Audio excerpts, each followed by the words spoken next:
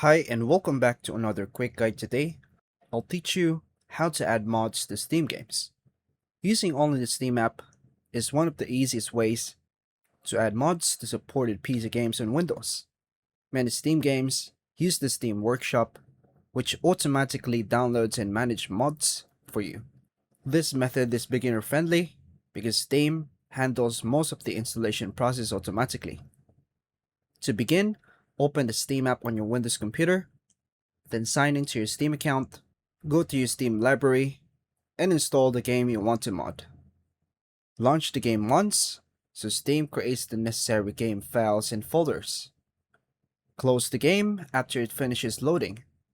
Return to the game page on your Steam library.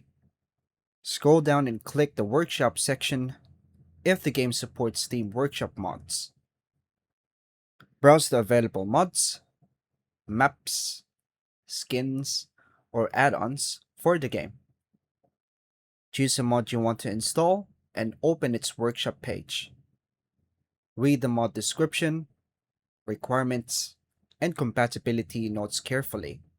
Click the green subscribe button to add the mod to your game. Then wait for Steam to automatically download the mod files in the background. Launch the game again and enable the mod from the in-game mods menu if required.